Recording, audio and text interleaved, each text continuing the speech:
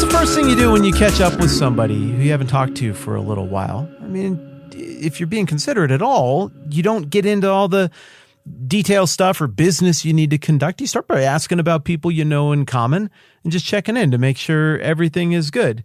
And it's common sense. It's social common sense. It's also an obvious expression of the genuine care that we have for the people in our lives, even people we haven't talked to for a while. So, if I run into a buddy and we're going to sit down and talk shop about some stuff, the first thing I want to know is, how's your family? How's your wife?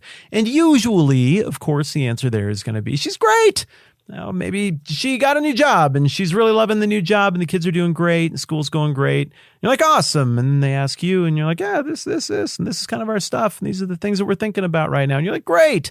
And then you're kind of giving each other permission to take the mental images of all the people who just came up and put them in the green bucket. Like, all right, green check mark. Stuff's all right. Stuff's good in their world. That's awesome.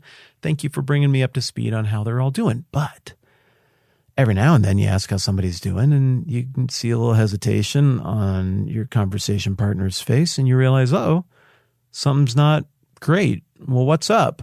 And then sometimes that just means you don't get down to business or you don't get to talking about whatever maybe you imagined you were going to hang out and shoot the breeze about, because instead you're quickly in the deep water and you're hearing about some stuff that people you care about are going through, or maybe even people you don't know, but people who your friend cares about.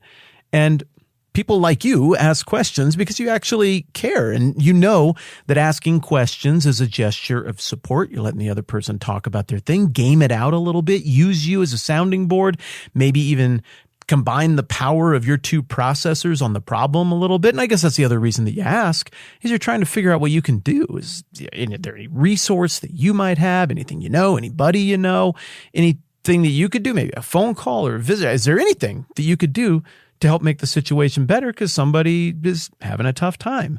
I suppose there's even a third level, though, to this hierarchy of intensity levels of conversation. And that's the kind where you go to talk with somebody and you kind of know something's looming. You're not caught by surprise. It's probably going to require serious action on your part. It's not just going to be a shoot the breeze conversation. It's going to be one of those conversations that maybe even changes the course of your life. And that's the kind of conversation, that level 3, ultra rare, mega intense, see it coming from a mile away kind of conversation is what the book of Nehemiah opens with. Yeah, they don't even mess around at the beginning of this book. It's crazy. Nehemiah is just right into it. These are the words of Nehemiah, son of Hakaliah. And boom, in the month of Kislev in the 20th year, when I was in the citadel of Susa, Hanani, one of my brothers, came from Judah with some other men, and I questioned them about the Jewish remnant that survived the exile and also about Jerusalem. There is no mention here of like, we caught up, we got a meal, we talked about their trip and everything else. And eventually, when the mood was right, I just asked them just casually, hey, like, how's stuff with all of our ethnic brethren and sister, and I don't know what the sister equivalent of that. So I don't know. I'm not even faking. I genuinely don't know what the sister equivalent of brethren is. Maybe I'm just totally spacing it. Please feel free to fix that for me. Shoot me a note so I embarrass myself less on that one in the future. How funny. But what's the state of our kin, all the people, the returning exiles who've gone? Nehemiah just wants to know. So he cuts right to it, or at least that's the way he presents it. And I have to think that he had a sneaking suspicion it was going to be rough. A few years have passed since the mass divorce affair under the leadership of Ezra that we talked about over the last few weeks. And you might have noticed, by the way, that I haven't really tipped my hand as to what I think about that. I've at least tried to be subtle. I've tried to present it as something understandable. I get why he did it, but I'll tip my hand a little bit right now. I am not sure that in that situation, Ezra was really getting to the heart of what was wrong. I think it's possible he might have been treating a symptom, and I'm not sure that the treatment was the most advisable. Remember, at no point does God tell Ezra, do a mass divorce prophetically. There's no chariot in the sky or bolt of lightning. Ezra doesn't fall face down and have a vision. And God explains, or maybe a messenger, an angel shows up and he's so afraid. And the angel's like, make a mass divorce happen. We don't see that. Ezra's making a call. Now, he's made a lot of other calls in the book of Ezra, and as we discussed, they worked out pretty well, but let's leave that one in the maybe that was the right call, but also it's possible that wasn't the right call category. The Bible hasn't actually affirmed it yet. The Bible has told us that it happened, but what we can easily reason to from what happens in the rest of the text and from human nature is that's going to have a ripple effect. It's going to set a lot of things in motion. It's going to cause a whole lot of tension between these outsiders who all of the other rival people groups in the area are already uneasy with. And it looks like from the perspective of the outsiders, who the Bible says had detestable practices, it looks like from the outsiders' perspective, they're like, all right, these Israelites, they're going to play ball. We're going to do peace the way we do peace between families and tribes in the ancient world. We're going to intermarry some people. We've got a mutual interest in our well-being. Your grandkids are now my grandkids. Maybe for their sake, we should not stab each other. Maybe you could adopt a few of the practices of my God, and I could adopt a few of the practices of your God. From their perspective, they are behaving in a very normal way for keeping the peace in the ancient Near East. And then all of a sudden, along comes this crazy guy ripping out his beard, and he disrupts the entire social stability of the situation. There will be no God exchange, apparently. Well, I want my money back then. And no doubt this was massively tense. What we do know is that Hanani, which I just love that name. It sounds like that Black Crowes song where nobody knows any of the words. Have a that you can, cause somehow it's fit out. Hanani. And I can't shake it. It's just in my head all the time. Don't be surprised if Jeff, who knows what to do, brings us back to that song in case my singing wasn't clear enough as to what it is here at the end of the episode. So they say, yeah, we got a problem. The people who survived the exile. So the idea is like, yeah, we went through this ordeal, but now it's not going so well. So the ordeal isn't over. They're back in the province and they are in great trouble and disgrace. And I think generally when we read Nehemiah, especially when we read it as like some kind of guide to how to be a great leader, which I do not think is the point of Nehemiah at all, nor the point of Ezra, but it's a very popular way to interpret these books, think about these books, read these books. When we read it like that, I think we kind of skip the disgrace part and we get right to the trouble part. There's trouble. And so the solution here is we got to go build those walls and save the people and protect them. But don't forget, whether Ezra is getting every single thing right or not, there's another problem here. It's not just that the walls aren't up. Yeah, sure, the neighbors are angry now. They're mad about probably the divorce thing, and probably the barbarians are at where the gates ought to be. But also, Ezra still has an unfinished project, and that is just rebuild the soul of the people. So this right here, the first sentence of the report back in Nehemiah 1:3 tells us neither of the current tasks commissioned by God or through the king providentially that have been handed off to Ezra have been achieved. The disgrace continues, but also now physical danger has been added to the list of threats.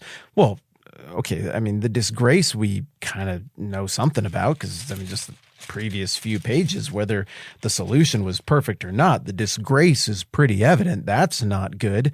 But tell us more about this trouble. Well, the wall of Jerusalem is broken down and its gates have been burned with fire.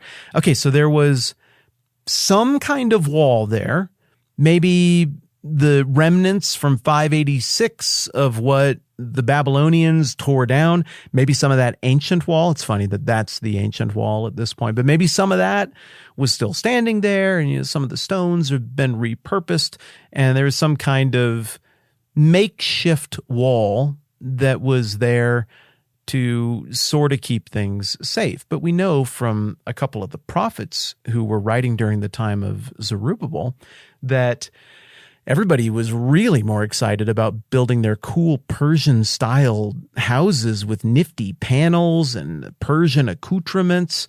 And that's where a lot of the building energy and real focus was going for years and years. And so I think it's pretty reasonable to assume, based on the language of those prophets, that not a lot of attention had been paid to this wall when it initially got thrown back together, to whatever degree it got thrown back together. Now, it's possible that when Hanani says the wall of Jerusalem is broken down and its gates have been burned with fire, that he still means from all the way back in the day with Nebuchadnezzar, but it sounds like he's talking about a more recent phenomenon. And it sounds like a larger building project was undertaken surrounding the city. People would have wanted to protect their fancy paneled houses with the Persian accoutrements. So it just sounds like they did probably a crappy job on their wall. That's my guess, at any rate.